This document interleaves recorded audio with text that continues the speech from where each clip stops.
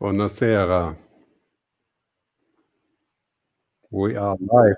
I'm ready. Yes, you're there. That's good. Okay, great. So a short welcome from you. Okay.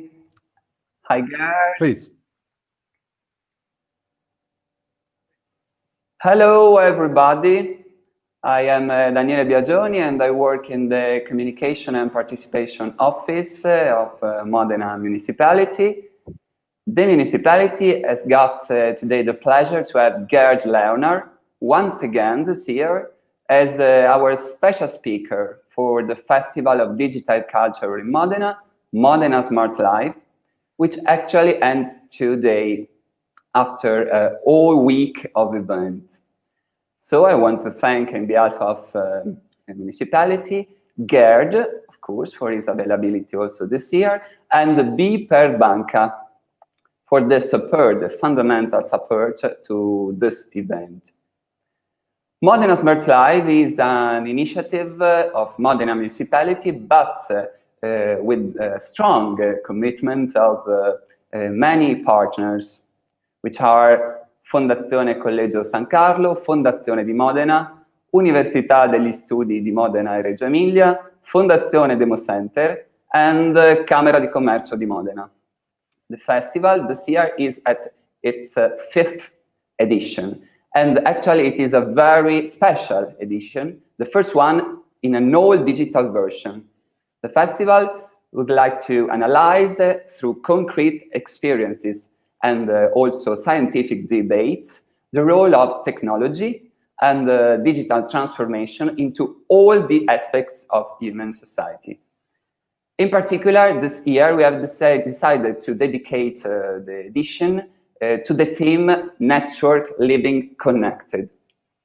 Actually, this choice was made before the pandemic period, at the end of the previous edition of 2019. And of course, it has become now even more effective after what we lived during the lockdown period, when we were really connected only thanks to the digital technology. Modena Smart Life is also an essential part of the city's strategy to promote digital culture and to increase the awareness of the great changes brought by digital transformation in people's lives. The festival has got the ambition to consider these important changes from different points of view. This year, in this edition, we have identified 8 thematic areas that try to show how the world is changed after the pandemic events, and first of all, how the digital transformation has undergone a great acceleration during this period, the so-called big jump. So 8 areas, which are technological infrastructures, data and cybersecurity, remote teaching and online learning, the pandemic storytelling, so how communication accounted the pandemic period, the public administration as a new virtual space, the concept of being on life, the comparison between the so-called real economy and the virtual economy, and last but not the least, the digital fruition of culture. Okay, last year we had Gerd Leonhard as the closing speaker of our festival with his remarks about the future. And this year, after all what happened, we need these glimpses about the future even more, much more. And this is the reason why we ask again to the futurist Gerd Leonhard to be with us this year too. So, thanks again, Gerd, and I'll let you speak. Thank you.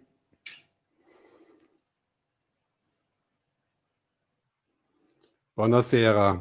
It's a great pleasure to be back in Modena, albeit virtually. Thanks, Daniela, for the nice opening words. The biggest thing I will regret of not actually being in Modena with all of you is that we won't be able to have a nice dinner together, which is, of course, always the crowning part of the gig. And in Italy. So I'm speaking to you virtually today about the digital future.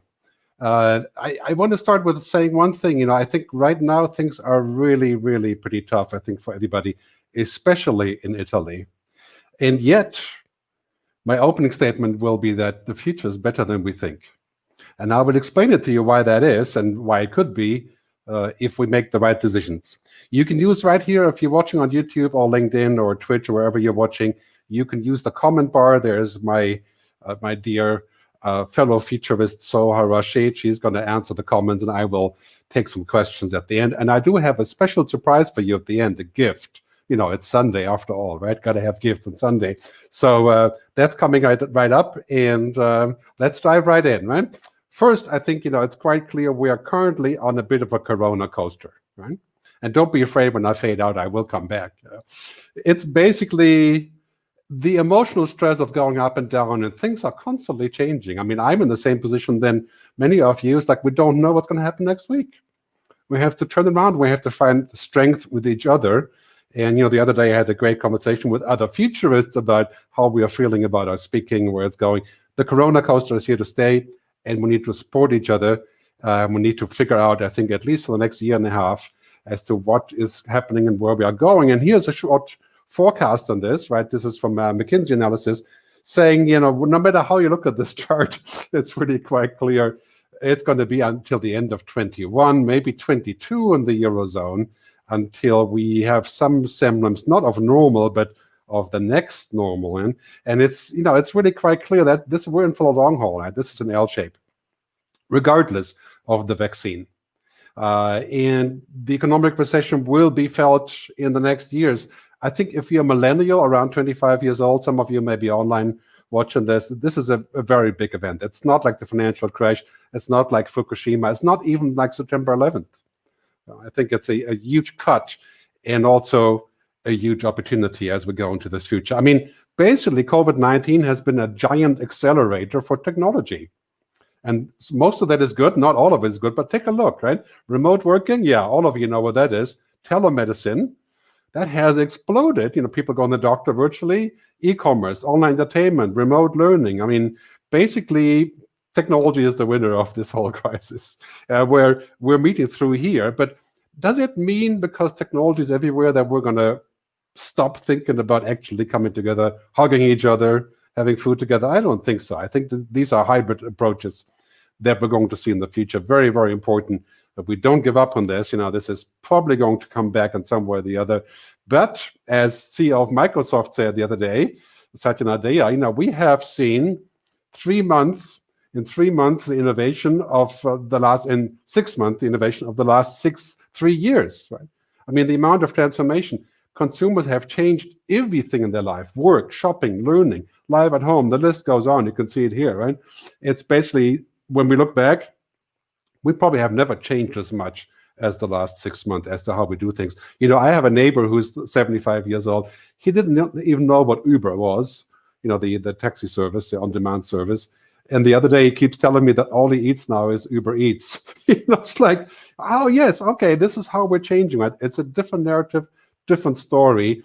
And this is the header, right? Tele anything, remote everything. And remote everything is really practical. It's cost efficient. It's starting to work, but is it human?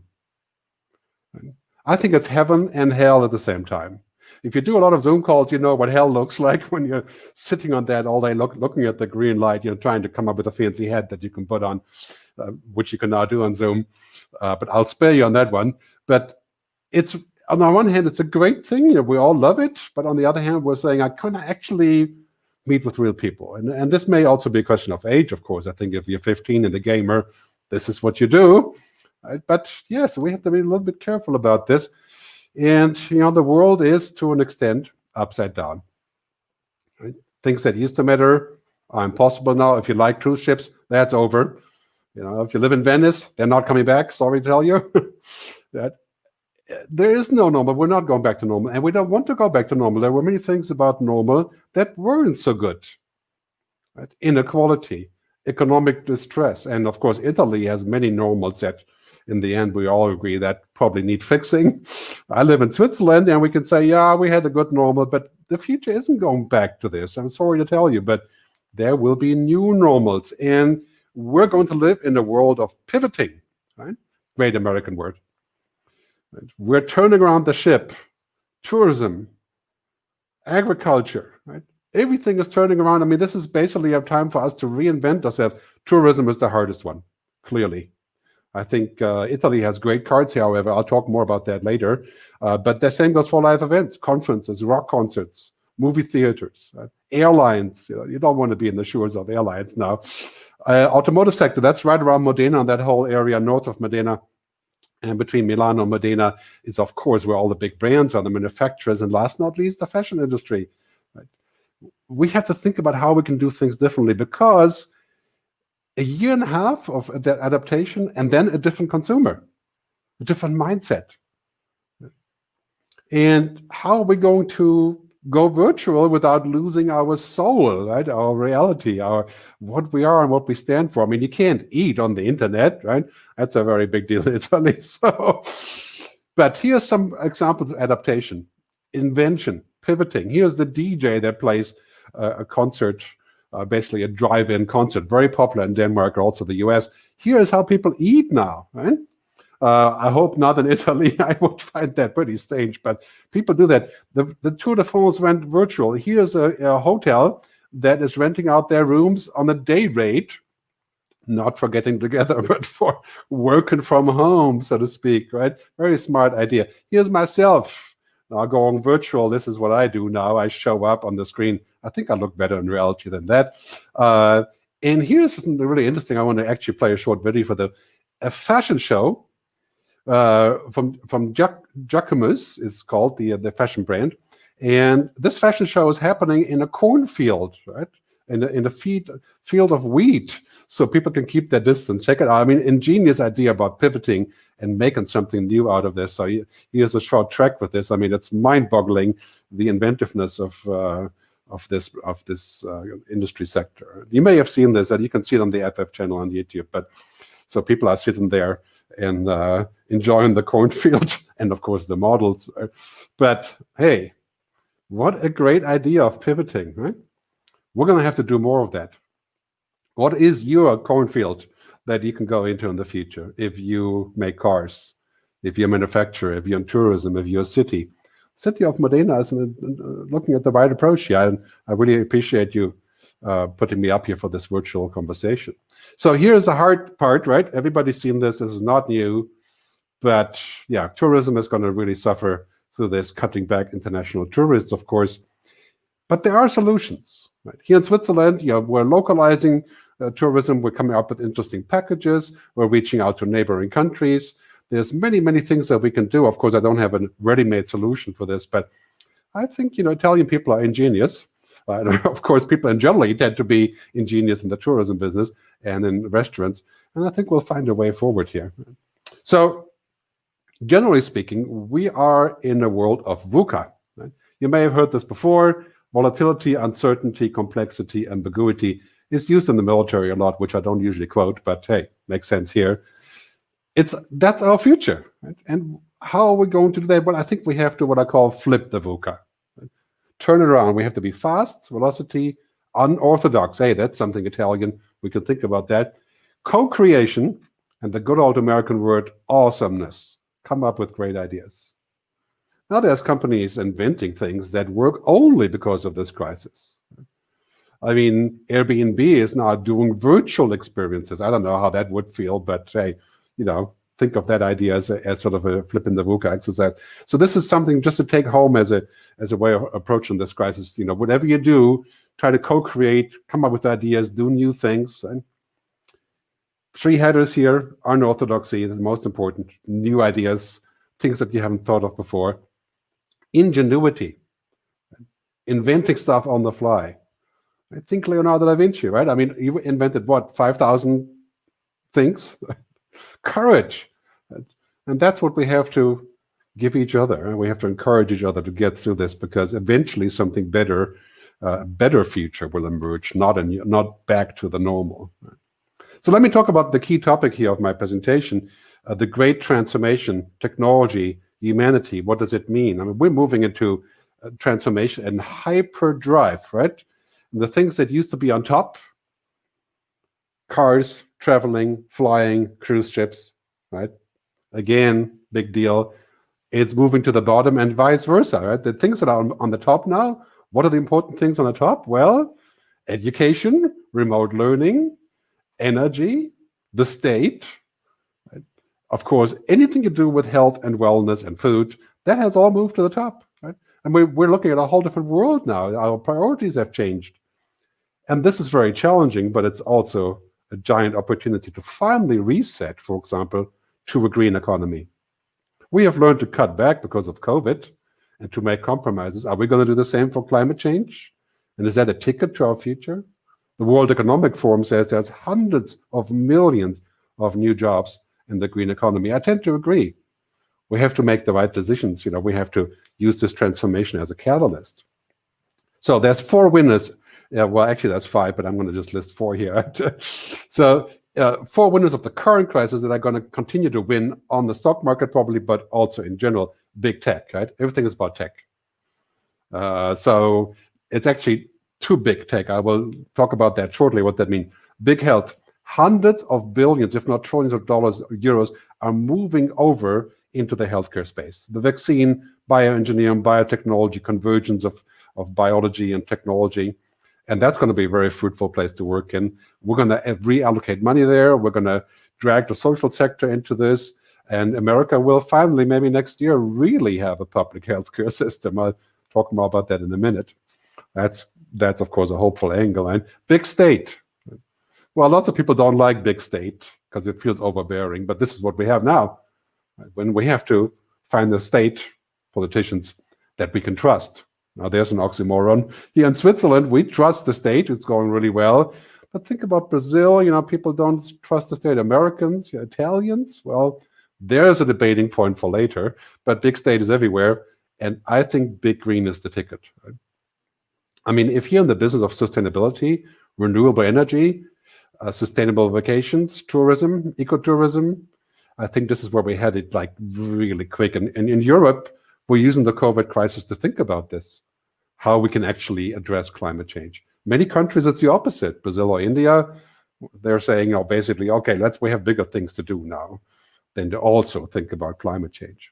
But think about this logic. If you can make sacrifices because of a pandemic, if you can be told by the state what to do and by the police, because there's an emergency, would you do the same for climate change? Are you willing to pay a carbon tax on airline flights, not take your car into the city? I mean, these are things that we're going to have to do, basically sacrifices, compromises. And they will generate a huge amount of new business and new work if we get our agenda right.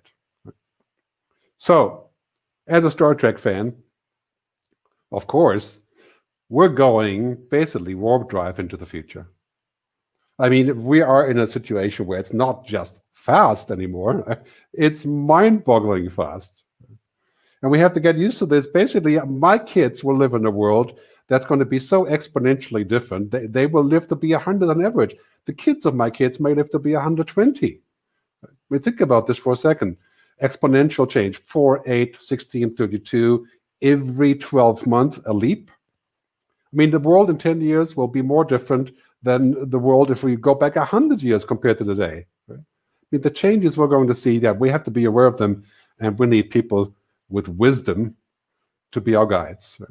We need every politician, every public official, and every CEO, and every futurist, of course, right, to have a driver's license for the future, but to understand where this is going. And I think this is becoming crucial now because we have to make decisions every single day. Look at healthcare, right?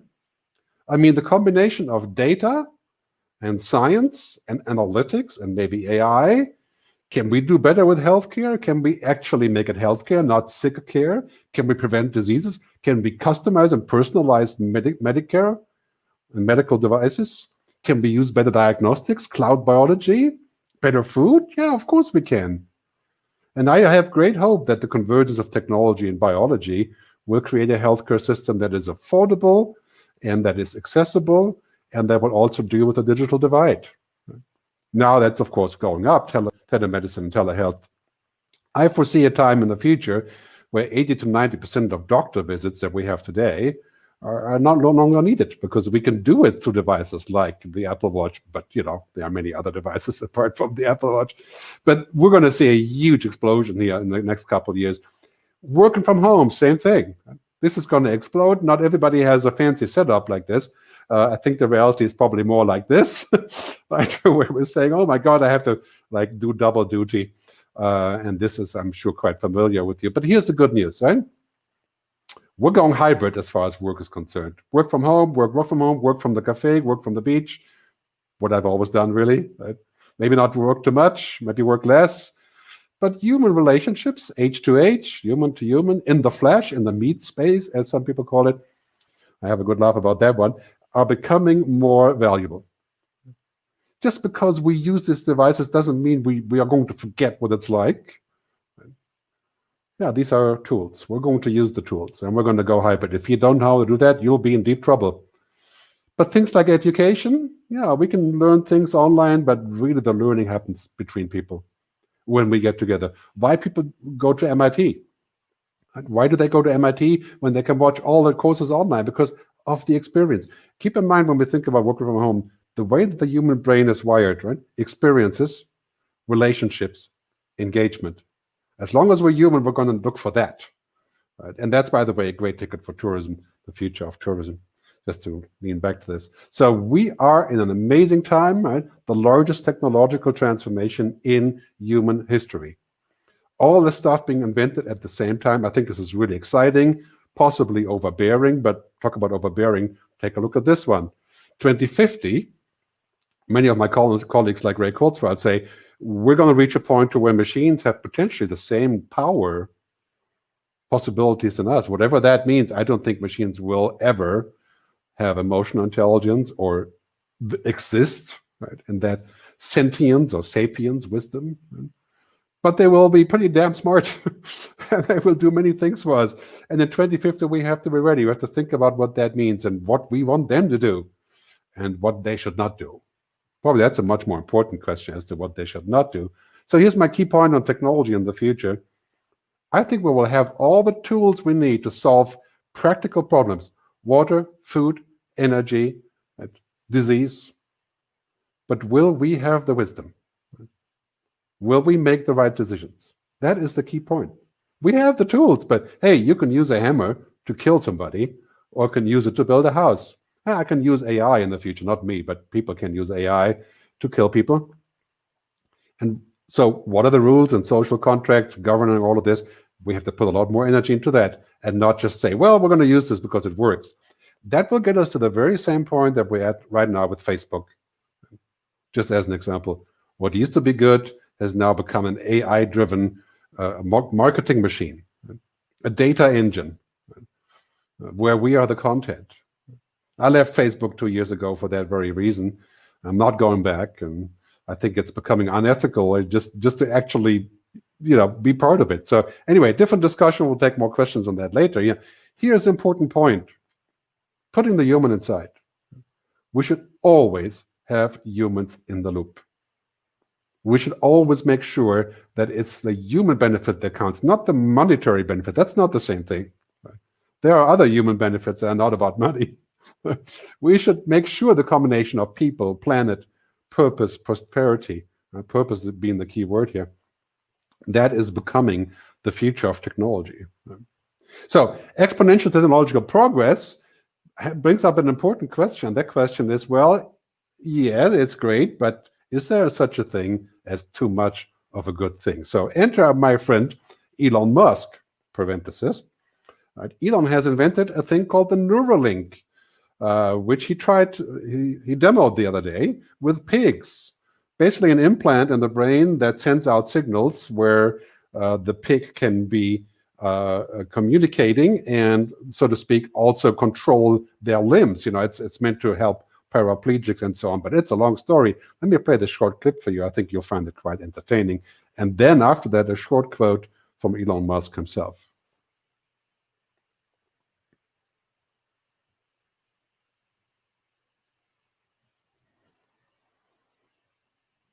Three little piggies. Gotta check it out on YouTube. But here is a question from the audience. I think you'll find this revealing. Another question from Twitter. Will you be able to save and replay memories in the future?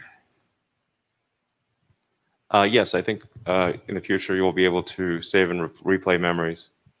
I mean, this is obviously sounding increasingly like a Black Mirror episode, but well, I guess they're pretty good at predicting. So here it kind of shows, what is the business model? Yeah, it's backing up the human brain. I mean, we see lots of TV shows about this. Yeah, too much of a good thing. That's like, okay, Elon, keep going and good luck with all the stuff that you're doing. But this is really far out in my view. Possibly the idea of being superhuman or living forever. I mean, let's be real about this for a second. The other thing that's really interesting is something that Facebook has just launched with Oculus Rift called the Infinite Office. And of course, there's good timing for this when you think about the current COVID isolation and not going out. And this is probably going to come back for most of next year. Now we can do this, right? We can virtually live at home and do all that stuff. And what good timing for this product. And I don't know whether to laugh or to cry. I think this could be fantastic. It could, in fact, be so good that I would get totally hooked on it.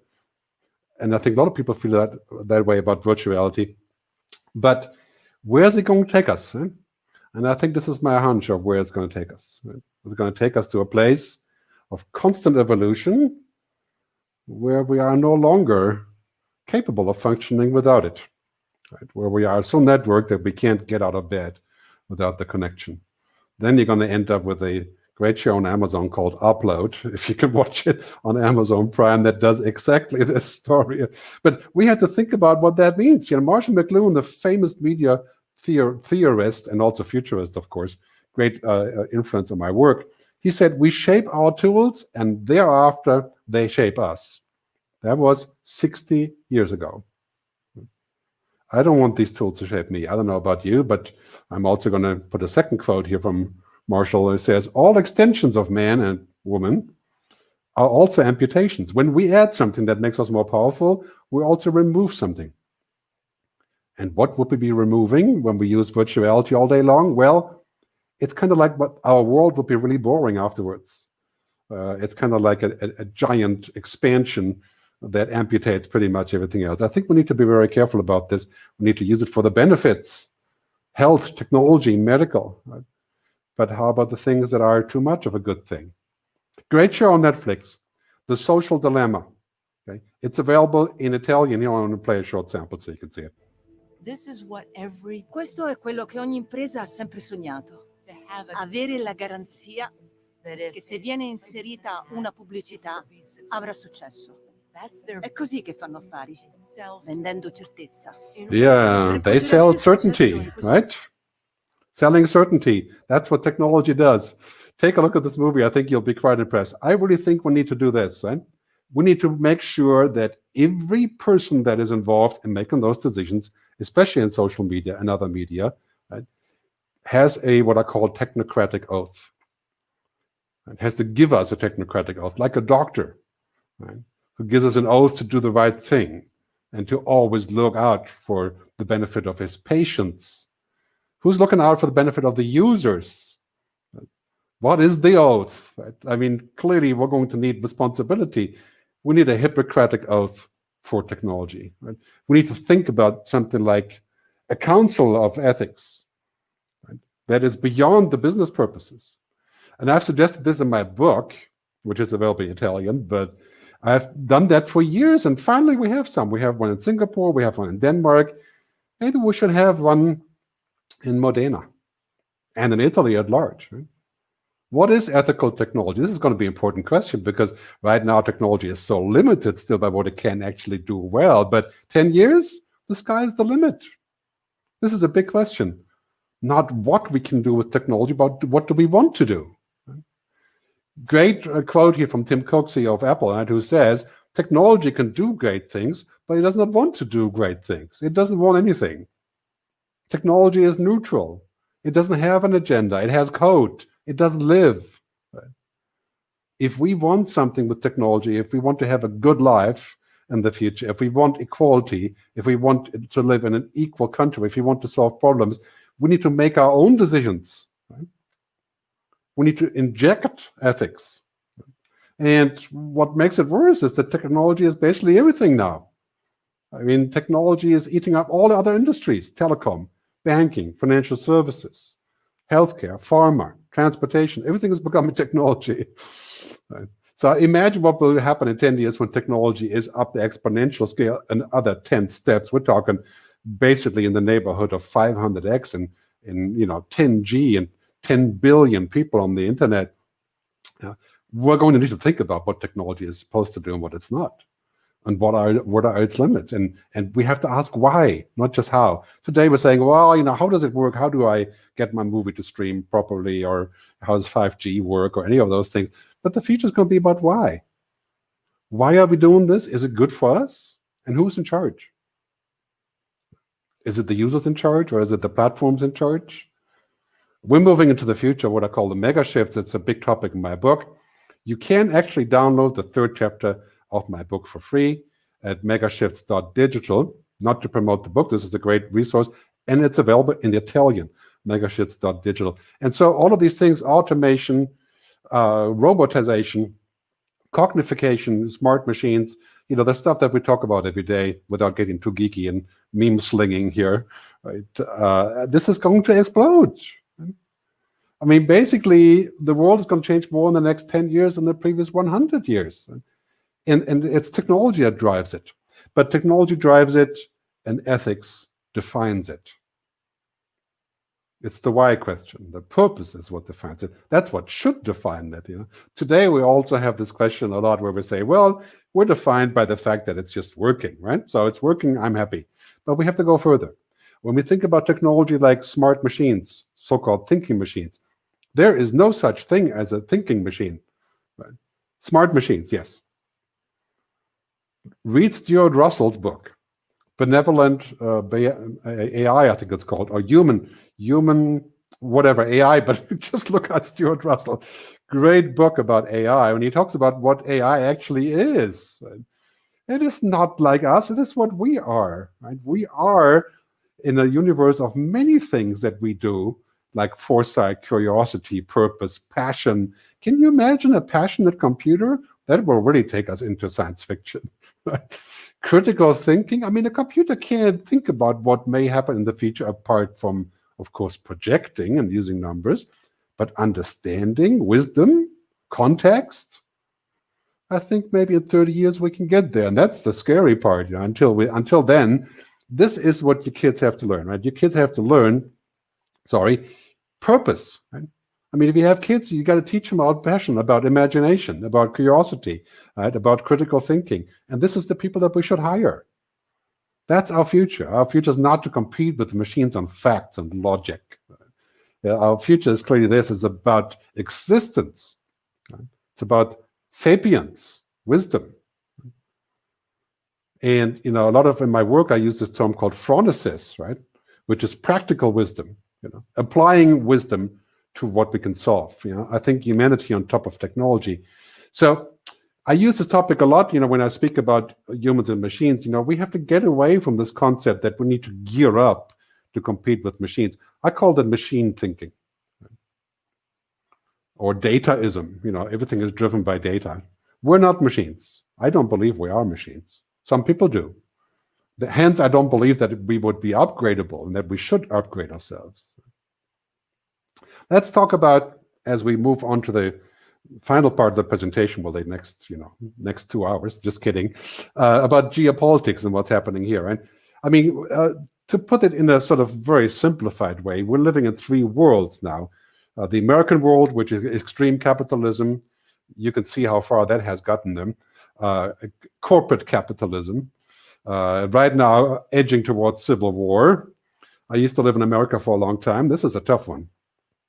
I'm quite concerned about that. Europeans, history, culture, humanism. That's our blue flag here. I'm proud of that flag, but yeah, that also means that sometimes we're not the fastest, right? And of course, China, right? What's China all about? State capitalism, surveillance, AI. Not to say that's all a bad thing, but yeah, these are world differences in opinion. And where are we going with this? I think Europe needs to be very strong on the philosophy that we have here in Europe, which is social capitalism.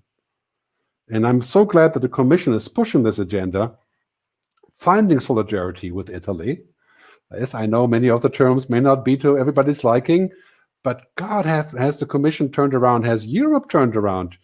Just in the last 3 months, has Merkel turned around? I mean, I'm German, but I have to say that's pretty impressive. I think we're going to get somewhere with this. We're not perfect with Europe, but yeah, I think right now this is where I expect most of the change. I'm a proud European. I think we have solutions for many, many things.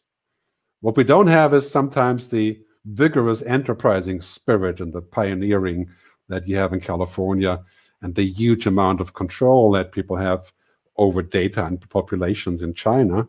But this is the future. The United States of Europe. I know this sounds like a crazy idea right now when we have all of these issues, but what's going to happen if we don't collaborate the next couple of years? We're going to have to really figure out how to get together, how to become one in the sense of United States, but separate states, separate languages, cultures. Right? But we could save trillions of euros for common defense. Right? So the United States of Europe will emerge by 2030.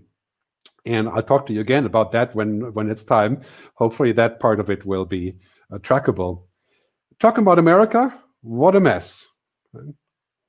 But we're going to see a pivot in America this year, maybe next year. Right? The ship is turning around. I wrote a story on this a couple of days ago. You can find it at thefutureof.us, foretelling URL. But I have great hopes for that happening next year. Right now it's a mess, but I think that we're going to see a pivoting of America, coming back with a Democratic president, Democratic Congress even, and a woman as a leader. Well, second in command, but soon to be a leader. And have you noticed, by the way, that so many countries who are run by women are doing the best in this pandemic? New Zealand, Taiwan, Switzerland to some degree, Germany, Finland, Iceland. Why is that? Well, we go for emotional intelligence, right? So let me talk about climate change and talk about why that is an opportunity, not just a challenge, right? You may have seen this. San Francisco was in the cloud of orange smoke just about 2 weeks ago, and it was like apocalypse. I mean, this is some footage that was widely spread around the internet, and so when we talk about climate change, right, it's quite clear. COVID-19 is just a trial run for climate change. I mean, you think that COVID-19 is a tough one, it is. Right? But dealing with climate change and the consequences of climate change, it's 1,000x of what we have now. This is an existential issue. I'm not going to preach much about this with numbers. You've seen all the numbers. I just think that we have to reboot and say, well, if we want a world that we can live in, yes, maybe we do need more carbon taxes on airplanes, on meat, on cars. I know that sounds like a crazy idea, given that we already feel like we pay too much taxes and nobody wants to pay extra taxes. Right? But think about this, right? If we are going to make a difference and change the way that we're doing things, how are we going to do this? Who wants to pay taxes voluntarily? I think the unthinkable is becoming the new normal. And so let's unthink, right? So we can discover what the new normal is.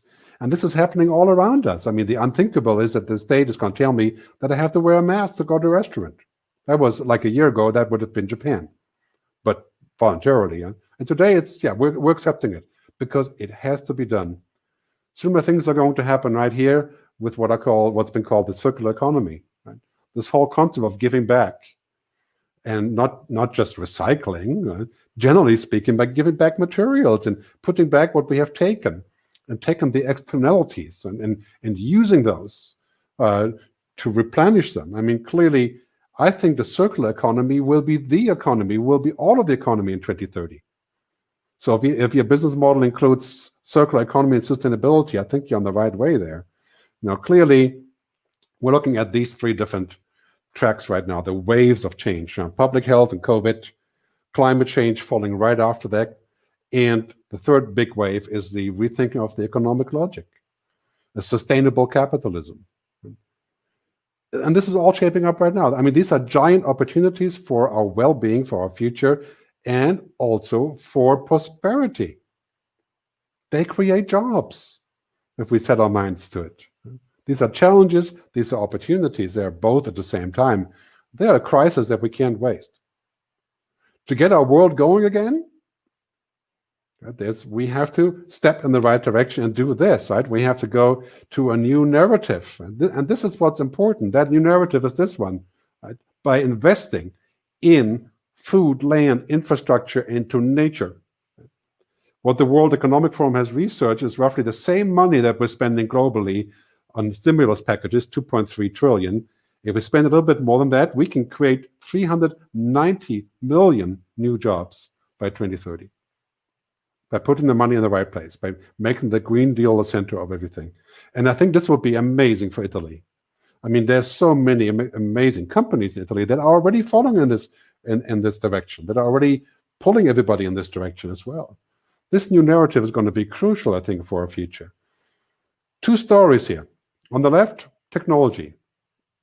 Clearly, that is going to be what we have to take as a landmark, right? Exponential, convergent, the power of technology. Right next to that, humanity. Holistic business models, circular economy, and human benefit. Not human-centered in the Anthropocene kind of way, right? But human in terms of the benefit that we're receiving. I think if you write that on your flag for the future, with COVID, we don't know when post-COVID is, that would be the right direction. You know, the landscape of money around us, of capitalism, has quite clearly failed to take care of many things that it should take care of. And I think we're moving into a world where we're going to see what I call the quadruple bottom line. And that's been written and talked about for 20 years, including, of course, Al Gore and others. Right? And there's even a book called People, Planet, Purpose, People, Planet, Profit, I think. I call this People, Planet, Purpose, and Prosperity. And this is what's shaping up in the on the agenda right now. This is kind of a beyond GDP thinking, huh? Beyond gross domestic product, or GNP, whatever you want to call it. Kennedy already said that, Bobby Kennedy, 1967. GDP measures everything except for that makes life worthwhile. Life is beyond one thing. And this is really becoming obvious in the crisis right now. So as we're pivoting, as we're moving around and trying to figure out what the next step is, 4 central things that you can expect in the next 10 years. We're going to move towards equitable and just societies. And this is not just a wishful thinking. This is our survival program. This is something we need to do to get to the next level, a kind of sustainable capitalism. Wow, that's a lot to be defined. That will take the next 5 days to explain, but really decisive action and sacrifices on climate change. I mean, I fly a lot. I used to fly a lot. If I ever fly again, yeah, I'd be happy to pay a carbon tax, the same price on the ticket if I have to. I think we need to think really dramatic and really not spare ideas here. Right? And of course, a strong public healthcare system. Lots of money will go into this. Lots of new jobs will be generated there. So let me give you some final thoughts, and then I will take some YouTube common questions. Unfortunately, we don't have a live feed here, but let's not ask this question anymore. What will the future bring? There is no such thing. The future isn't fixed. It's not falling down from the sky from Silicon Valley or China. It's not made by Microsoft, Google, Apple, Facebook, whoever, Tencent. The future is created by us. We make the future. We decide what we want. We make choices. The key question that you should be asking for the future, especially in Italy, is this question. What kind of future do we want? What choices do you want to make? Where do you want to put the money? Who's going to make those decisions? Who's going to take you to that future? That is the future, because we will literally have every possible choice. It's hard to imagine today because we're in dire straits right now. In 10 years, technology will give us the answer for everything. Upload your brain if you find life boring. Get a robot boyfriend, girlfriend. I mean, what kind of future do we want for ourselves and for our country and for the world? Leonardo da Vinci, the Vitruvian Man, I think it's a Homo Vitruviano, right? The Vitruvian man as a symbol of how we are connected to everything around us, and the symbol of the Renaissance, of course. Right? And now we're having a new Renaissance. And this is what's surrounding us now. Technology, mind-boggling AI, the Internet of Things, 3D printing, mind-boggling possibilities and solutions, the key to our future in so many ways. But technology will not fix social, cultural, or political problems. That's up to us. That's us up to everybody. And I call this the Neoluvian man, Neoluvian woman, right? The Donna Neoluviana, right? I suppose. I think we're going into the future where we're going to see a new human renaissance, an awakening of people saying, you know what, this is great to have, but what does it do? And what should it not do?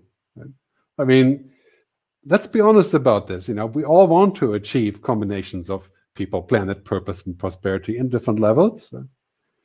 We're going to have to come onto the same agenda here with 10 billion people connected to the internet in probably less than 10 years. So as my final quote, I think right now is the time to shape your future or be shaped by it.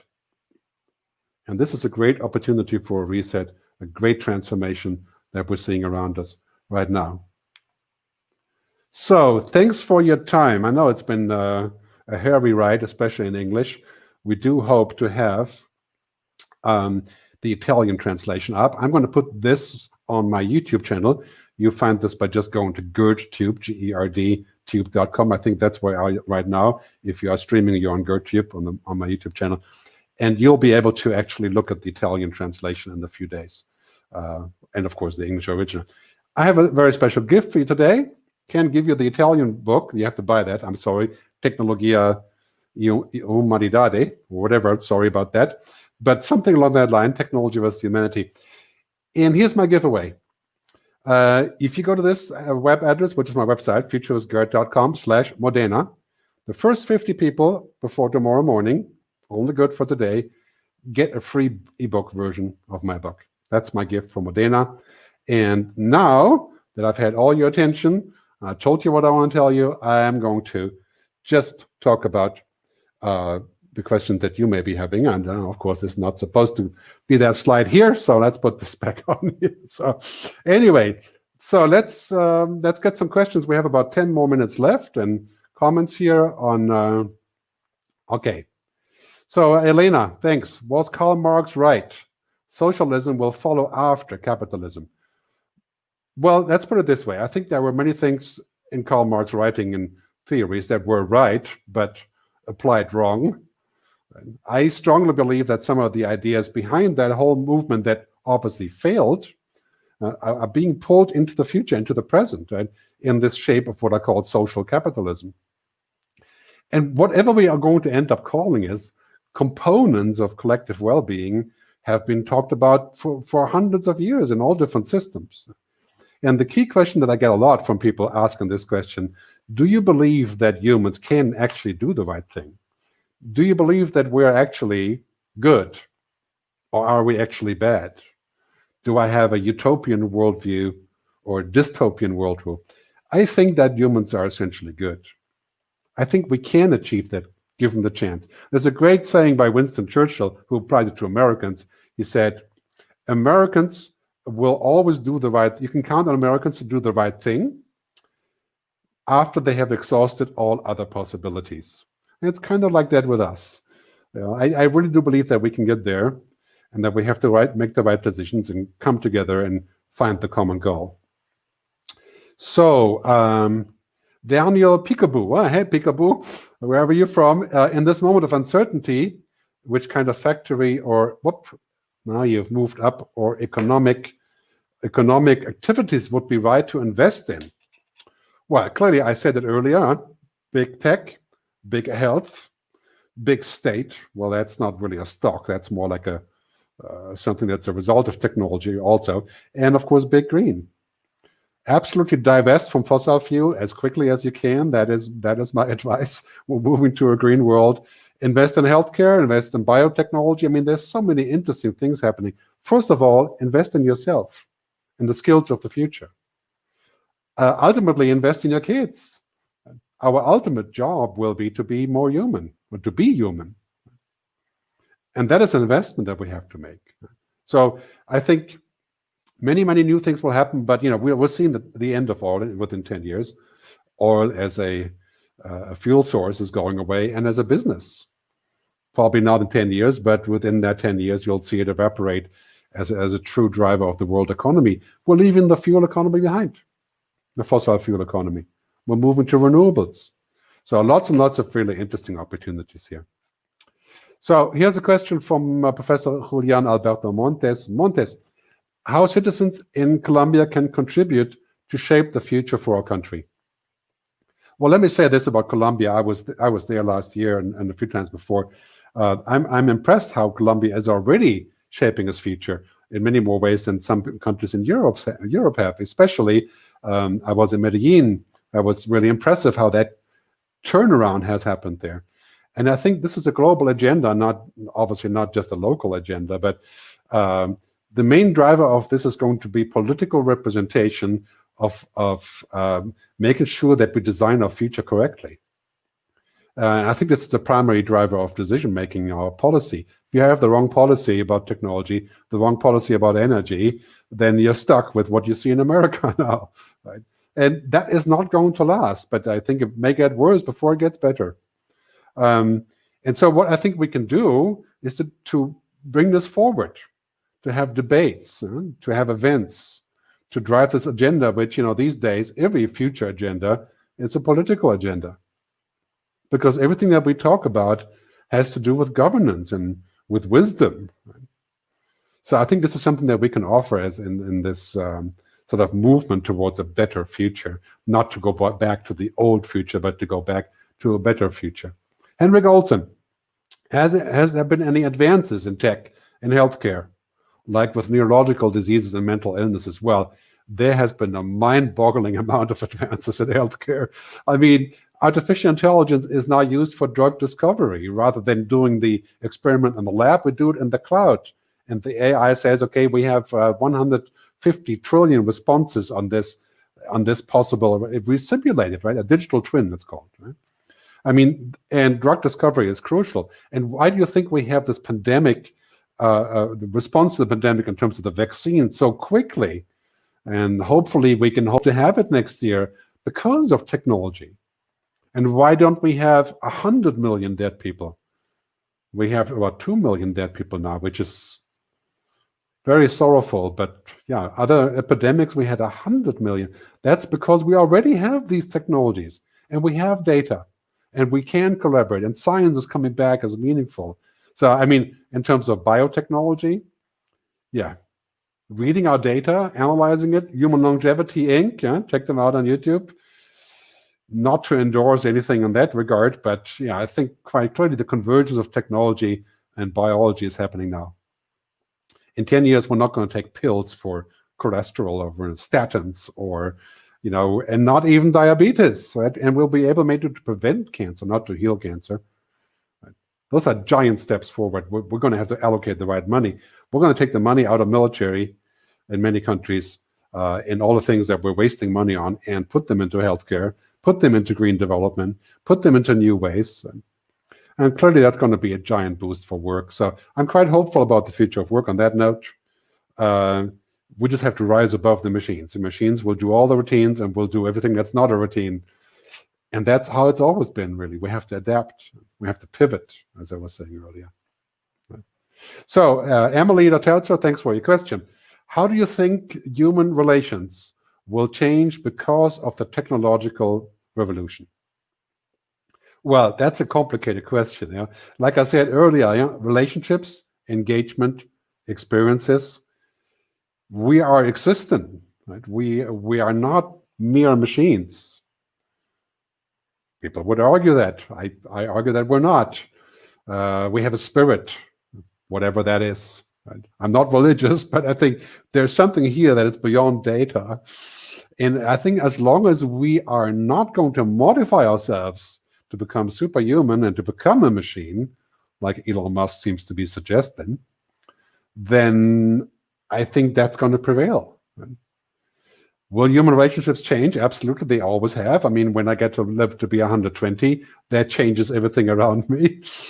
But those basic things, valuing each other, solidarity, looking out for each other, wanting to be together, I don't think that will change. And when we look at all the possibilities of attempting to turn humanity into technology, like through virtual reality, or like telling us that our happiness is in the cloud. Well, I'm here to tell you right now that happiness is not in the cloud, and you will not find it on the screen. You will not find it in an app. Those are tools. A carpenter takes his hammer and doesn't feel happy about the hammer, wants to marry the hammer or become a hammer. It's a tool. And I think it's going to be the same with technology. And we have to be very careful to safeguard ourselves. And I think we're going to need something like the Digital Ethics Council I proposed to safeguard humanity. I think the more that we connect, the more we must protect what makes us human. Seems like an oxymoron, or, seems like it doesn't fit together. But I think that's the mission. So, yes, Hawaida Nadim, how do you envision the alleviation of poverty over the coming decades?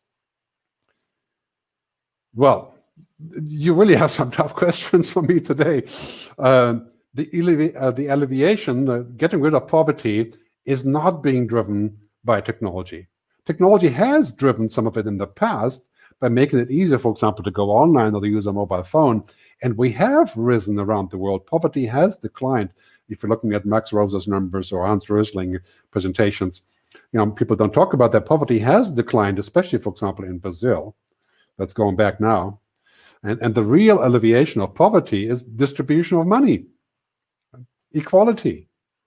It's tax systems. It's justice. It's social capitalism, as I call it. Right? It's finding a way to distribute our enormous resources and putting the money in the right place.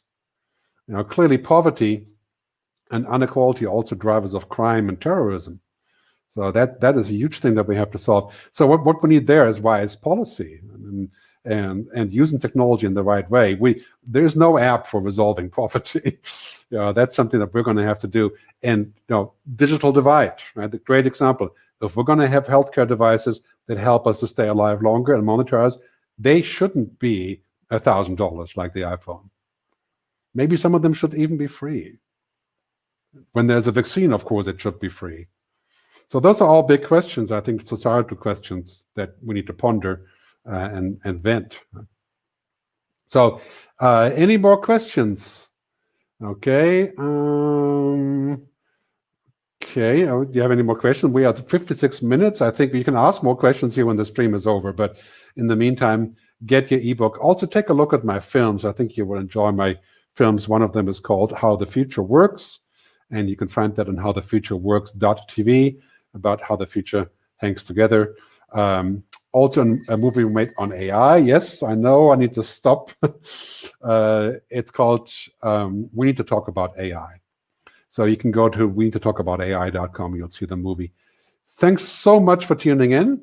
I'm going to publish this whole thing. It's been really a pleasure. Too bad I can't be in beautiful Modena to have some nice dinner with you guys. And thanks for inviting me back. So at this point, I think I'm going to just kind of tune out here. Daniela is gone, I think. Thanks so much for being here. And it's been a great pleasure. And I look forward to seeing you in the future. And best of luck. Live long and prosper.